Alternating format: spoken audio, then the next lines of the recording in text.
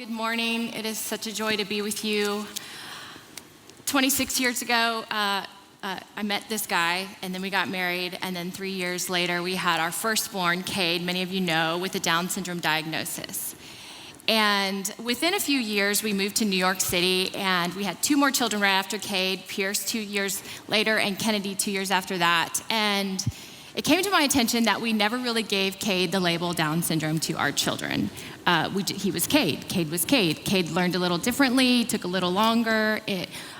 He just grew up in our community, and all our kids' friends were noticing they had some questions about Cade. Well, we moved to New York in 2010. Cade is 9 at this time. And so there's new kids encountering Cade, and they're trying to understand what's going on with him. And I remember one day Pierce coming home and saying, "Mom, what's Down syndrome?" Some kids were making fun of Cade on the playground today. They called him dumb, they called him retarded, and a little tear, forms in the corner of Pierce's eye, and he wants to understand what is the thing that's going on right now? Why are people being unkind to my big brother Cade? And so I pulled him in, and I remembered a prayer of a friend right when we had Cade, right after he was born, before our other kids came along, and this friend had prayed that when we would get to explain Cade's diagnosis to our other kids, that God would grace them with just a love for Cade, and that we wouldn't start with a label. Here's the thing, when you know someone, you no longer label them. And what I learned with being Cade's mom from 26 on, so now we're 21 years into being his mom, is that when I explained this to his brother and sister, I said, hey, you know what?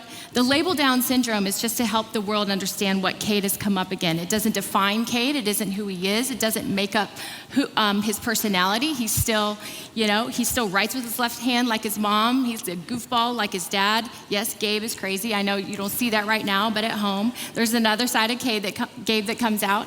And so they wanted to know him as him. And what this taught me is just this understanding is that when we label someone, we negate them. And so this has gone on and on and on in different ways. I'm so glad to know that there's advocacy around special needs, and this is not something that is so alienating and isolating. But I look at 2020, 21, 22, and the polarization that's come when we continue to label one another, when we continue to put us versus them. So I just want to read a moment what Romans is commanding us right here. Let love be without hypocrisy. Detest evil and cling to what is good. Love one another deeply as brothers and sisters. Outdo one another in showing honor. Do not lack diligence and zeal. Be fervent in the spirit. Rejoice in hope. Be patient in affliction. Be persistent in prayer. Share with the saints in their needs and pursue hospitality. Bless those who persecute you. Bless those who do not curse. Rejoice with those who rejoice. Weep with those who weep. Live in harmony with one another. Do not be proud. Instead, associate with the humble. Do not be wise in your own estimation. Do not repay anyone evil for evil. Give careful thought to do what is honorable in everyone's eyes. And if possible, as far as it depends on you, live at peace with everyone. A couple years after this conversation with the kids about Cade and how people saw him as the other, I went to Israel on a peacemaking trip with about 30 writers, and we had conversations with Israeli and Palestinian mamas who had lost their sons to one another through war. One side in war killed the other side. One side in war killed the other side. And these women had committed to gather, to love, to live at peace, right? It was so contrary to what we were even imagining. And what we did one day, midweek, is we decided to make jam. We came together, about 30 of us, and we watched these women, these mamas, these survivors who could have hated one another, who could have decided for the rest of their lives they would not encounter one another, would not be friends with one another, but they decided to break bread and make jam. So we had this jam making day. And I remember thinking, you know what? We talk so much about peace, peace, peace. But what I was so gripped by, even in the Holy Land, is that you can't know peace apart from the Prince of Peace. And sometimes when there's conflict, when there's labeling, when there's us versus them, we get back into our own ability to create peace. And Jesus is so clear. He says, the peace I give, the world cannot give. So don't be troubled and afraid.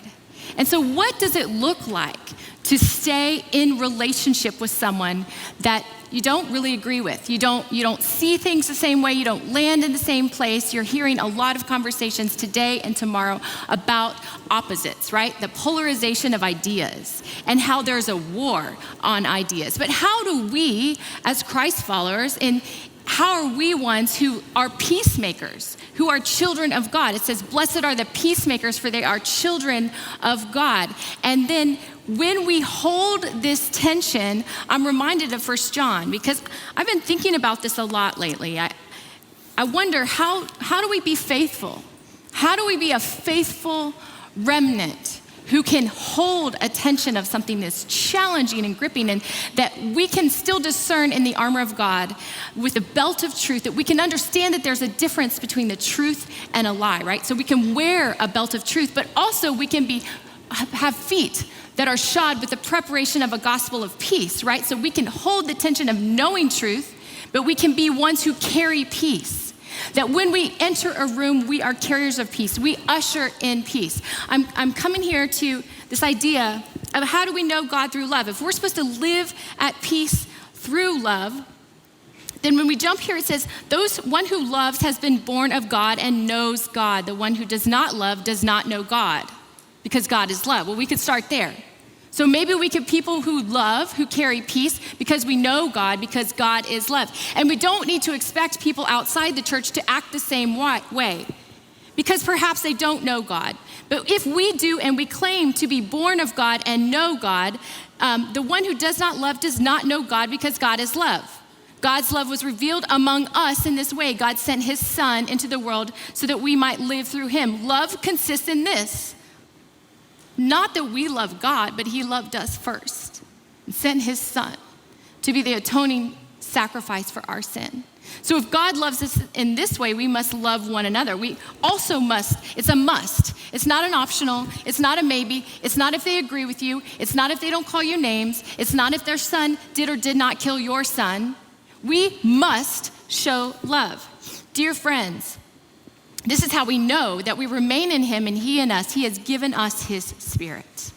So when the spirit comes as a counselor who brings us peace, we now can remain in him, and we see and testify that the Father sent his son. And we have come to know and believe the love that God has for us. So what? What do we do with this? God is love, and the one who remains in love remains in God, and God remains in him. This is the point. This is the point, that we remain.